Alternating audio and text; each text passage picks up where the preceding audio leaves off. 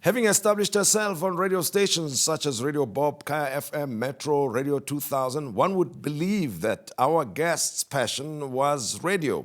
Well, it has to be.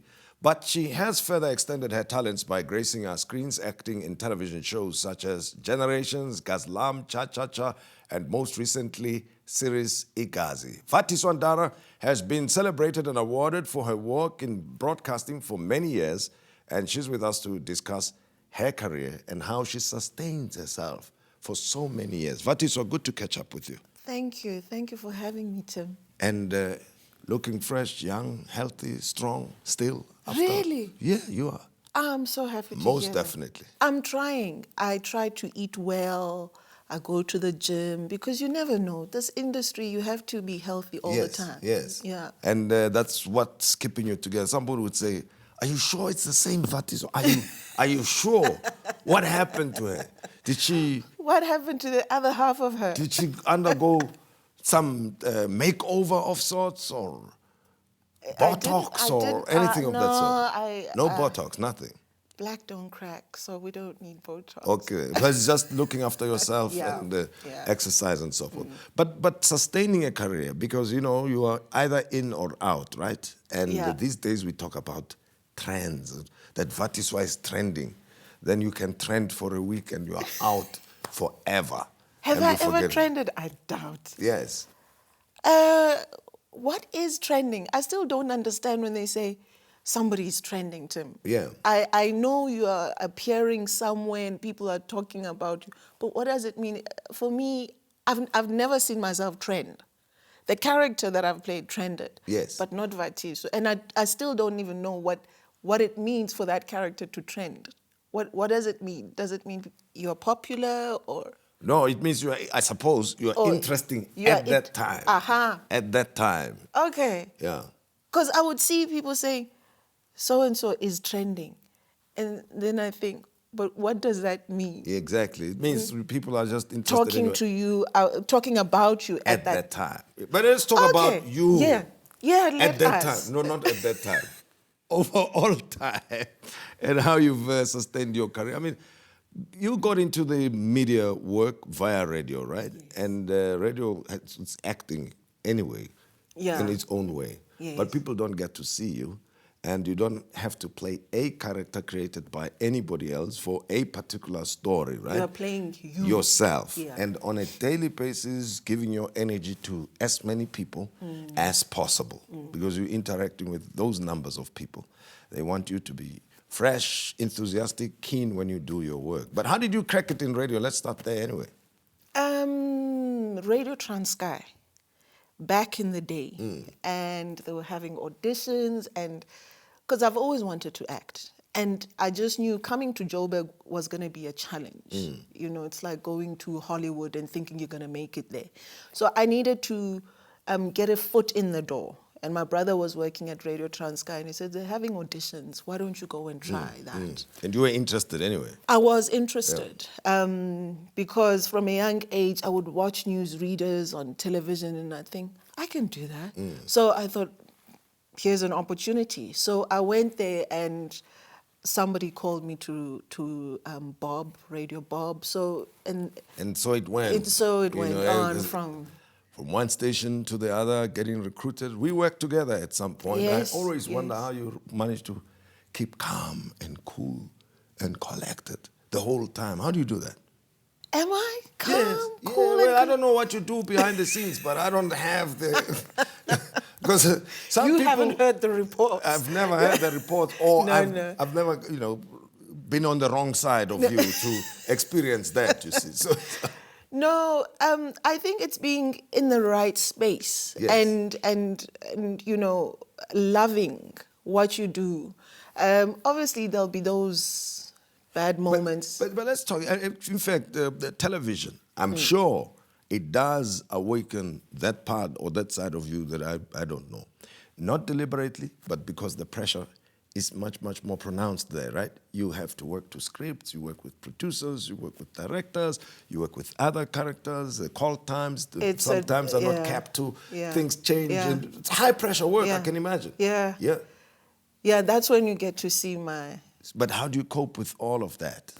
You just do, because at the end of the day, you have to remember that it's not about you. Yes. It's not about you. It's a team effort, and you need to be mature enough to realize that you work with different characters every day. Because someone might come and they're not prepared. They don't know their lines. Exactly. You So want to this- strangle them. Precisely. So rather don't deal with that. Walk away from it. But if things are not happening on time and you think, but guys, I've been here the whole day. Why haven't I done my scene? And you blow that fuse. Exactly. You know. But then moving from character to character, besides the everyday work, which will be the same irrespective of the soapy or whatever show you're working on, the different parts that you have played, do you feel that you are being given similar type characters? Oh, no. I think from Fundisi, who was conniving little somebody, from that to playing an alcoholic on Home Affairs. Yes. You look at Noma Russia now, and I've played the president. So it's been different. I think I've been lucky that I haven't played that same kind of, so much so that people didn't even realize or recognize me as the person who played the alcoholic woman in Home Affairs. And it takes me back to the earlier story I spoke about, that I've always seen you as calm, collected person when we work together. Yes. You know, and when you see you on television doing the different types of things, it's like it's not the same person. It's not the same person that you know. You know, actually people say that to me all the time. That, but you're so completely different. Your energy is completely different from the characters we see on screen. And I suppose it's because as an artist, you are not well in a way. You have, as a performer, you have 20,000 different personalities within you. Yes. So when you are given that platform, then you can choose. Okay, which one do I choose for this particular? You can put on the clothes of that particular character, and then off you go. Yeah. But still, you know, artists being challenged to bring those characters to life, that may have a bearing on who they truly are in real life. It does not seem to change anything about you. Why is that? Not that you should change. No. I think it's knowing yourself. When you are, it's also about where you come from. When you are in touch with yourself because it's easy to be drawn into, to be sucked up by the hype and everything.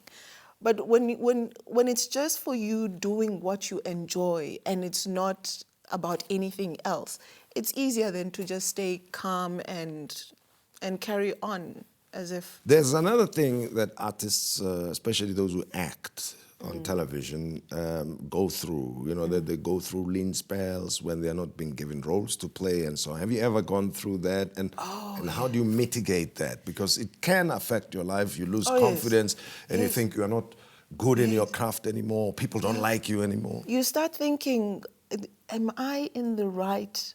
Have I chosen the right career path? And you know deep down, this is what you're supposed to do. But you're not always going to get... I mean, it happens with the best of actors in Hollywood. It's just the nature of that beast, that there will be times when there's just no role for you. You can be depressed, and this is when people come to you and say, why don't you get a proper job? Yes. Sigh, I think. Really? What is a proper job? Because now, give me advice. How can I crack it into television? You know, be an actor or something. Talk to me. I'll speak to the producer. You know, it's never crossed my mind, that thing. And I wonder why. And I meet people like you and say, hey, man, shouldn't I try this thing and see what happens? Actually, you know, one of my bosses at a place we worked at said, I want to do this thing. I was like, really? He says, no, don't look at me and see me now as the senior manager here. I still want to act. But it's hard work. I think No, acting is hard work. It is. It really needs to be something that you enjoy. Because you can imagine when they say, take 15, you're doing the same scene. Oh, man. repeating those lines. I can imagine. Yeah. That's when I begin to lose interest in the whole story now. I think, I'll think to myself, I've done the right scene the third time when we And started. it's not even about your performance at times. Yes, it's a technical thing. Precisely. And yeah. Director moving in front of camera whilst directing. What are you going to do? You say, but it's you, Mr. or Miss Director. The That's sex messing scene, up you everything. didn't kiss well. Oh, man. You see. Depending, others would want to have as many takes as possible. Vatiswa, thank Thank you. you Everything so of much. the best to you. Thank you. And it was a pleasure to catch up with you again. Thank you so much for having me. Much appreciated. Well, she's still looking good, looking after herself, and she's no Botox. Well, I believe you. That's how our conversation went, and I hope you enjoyed it, and we hope you will be with us again next time. Don't forget to share your thoughts with us. Give us feedback about the program. You write to tonightwithtimmodise@gmail.com or via Twitter @timmodise. From us, good night to you.